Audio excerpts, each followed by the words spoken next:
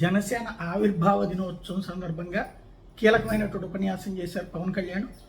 భయం లేదు చేతిలో దీపం లేదు, అయినా భయం లేదు, కానీ ఒక్కడనే జనసేన పార్టీ స్థాపించా. 2018లో పోరాట యాత్ర చేశా. భయం లేదు కాబట్టి 2019లో పోటీ చేశా. ఓడిన అడుగు ముందుకు వేశాను. మనం నేల తొక్కుకున్నాం, తెలుగుదేశం మనం నిలదొక్కున్నాం, అలాగే తెలుగుదేశం పార్టీని కూడా నిలబెట్టాం. మనం ఓడినప్పుడు తొడలు కొట్టారు, మన ఆడపడుచులను అవమానించారు, వాళ్ళని జైళ్లలో పెట్టారు, నిర్బంధించారు. 4 దశాబ్దాలుగా సుదీర్ఘ రాజకీయాల్లో ఉన్న వ్యక్తిని జైల్లో పెట్టారు. నాలాంటి వాడిని ఎన్నో అవమానాలు చేశారు. నన్ను అసెంబ్లీ గేటు తాగనివ్వనన్నారు. అసెంబ్లీ గేటు బద్దలు కొట్టి 21 మంది ఎమ్మెల్యేలతో అసెంబ్లీలో అడుగుపెట్టాం. దేశమంతా తలతిప్పి చూసేలా మనం విజయం సాధించాం. రుద్రవీణ వాయిస్తే అగ్నిదారాలు కురిపిస్తా అంటూ ఘాటైనటువంటి వ్యాఖ్యలు చేసుకొచ్చారు. దాష్టిక ప్రభుత్వాన్ని దింపి కూటమి ప్రభుత్వాన్ని గద్దెనెక్కించాను. నా తెలంగాణ కోటి రత్నాల వీణ, తెలంగాణ ప్రజల ఆశీర్వాదం నాకు పునర్జన్మ ఇచ్చింది. నాన్న గద్దర్ అన్న జన్మభూమి నుంచి వచ్చిన తెలంగాణ సభ్యులందరికీ ధన్యవాదాలు. 2 రాష్ట్రాల ఆడపడుచులు నా వీర మహిళలకు నేను రుణపడి ఉంటాను. మనకి జైకేతనం ఎగరవేసిన వేళ హోలీ పండుగ రావడం యాదృచ్ఛికం కాదు, భగవంతుడి నిర్ణయం. తమిళనాడు ప్రజలు నాకు ఎంతో ప్రేమనిచ్చారు, అందరికీ నమస్కారం. మహారాష్ట్ర ప్రజలు నాకు సినిమా అభిమానులు అనుకున్నాను, కానీ నాకు రాజకీయ అభిమానులు అని తెలిసింది. మహారాష్ట్ర అంటే ఛత్రపతి సంభాజీ పుట్టిన నేల. కర్ణాటక నుంచి వచ్చిన ప్రతి జన సైనికుడికి నా మనస్ఫూర్తిగా ధన్యవాదాలు తెలుపుతున్నాను. బహుభాషా పరిజ్ఞానం భారతదేశంలో అందరికీ మంచిది. మన రాజకీయాలు మాట్లాడుతున్నప్పుడు సినిమాల జోలికి వెళ్ళకూడదు.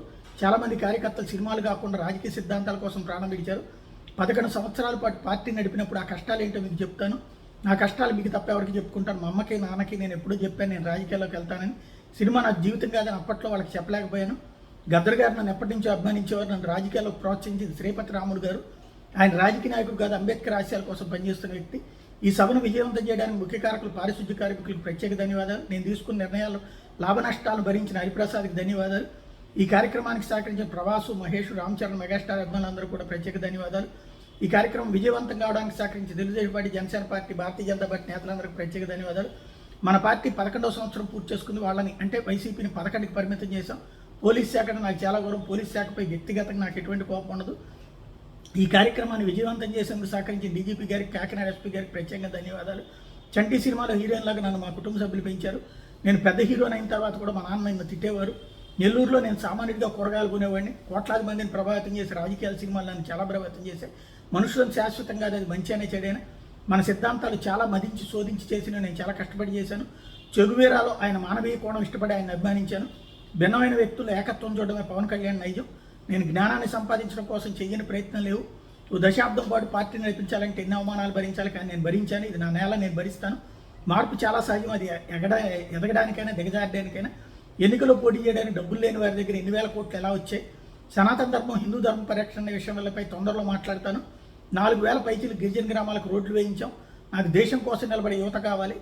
గౌరవనీయ ముఖ్యమంత్రి చంద్రబాబు వికసిత ఆంధ్రప్రదేశ్ కోసం ఆలోచిస్తున్నారు. ఆంధ్రప్రదేశ్, తెలంగాణ రాష్ట్రం నుంచి 100 మంది నాయకుల్ని తయారు చేస్తాను. నాకు 14 ఏళ్ల వయసు నుండి కూడా సనాతన ధర్మం కోసం పోరాడాను. మా చిన్నప్పటి నుంచి మా ఇంట్లో రామనాప జపం ఉండేది. ఒక హిందువు ముస్లిం పట్ల తప్పుగా ప్రవర్తిస్తే తప్పనే చెప్తాను. అల్లాకి ఒక న్యాయం, జీసస్కి ఒక న్యాయం, హిందువుకి ఒక న్యాయం అంటే ఒప్పుకోను. నేను చిరంజీవికి, అమితాబ్కి ఫ్యాన్ని, కానీ అంతకంటే ముందు దేశానికి అభిమాని. అల్లాని ద్వేషించమని సనాతన ధర్మం చెప్పలేదు. తప్పు చేస్తే హిందువునైనా, ముస్లింనైనా, క్రైస్తవులైనా శిక్షించాల్సిందే.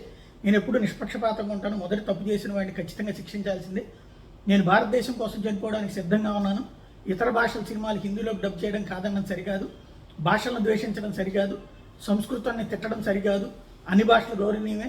భారతదేశాన్ని ఉత్తరం దక్షిణం అంటాం సరికాదు. భారతదేశాన్ని ముక్కలు చేయడం అంటే ఇదేమైనా కేకు ముక్క అనుకుంటున్నారా? జనసేన నాయకులు, కార్యకర్తలు మీరే నాకు బంధం, అనుబంధం, రక్త సంబంధం. జనసేన విజయం చారిత్రాత్మకం. అందరూ బాధ్యతతో ఉండాలి. మన పార్టీ బిడ్డ లాంటిది. జన సైనికులు జాగ్రత్తగా ఉన్నంతసేపు మనం అందరూ క్షేమంగా ఉంటాం. అందరూ క్షేమంగా ఇంటికి వెళ్ళండి అని చెప్పారు.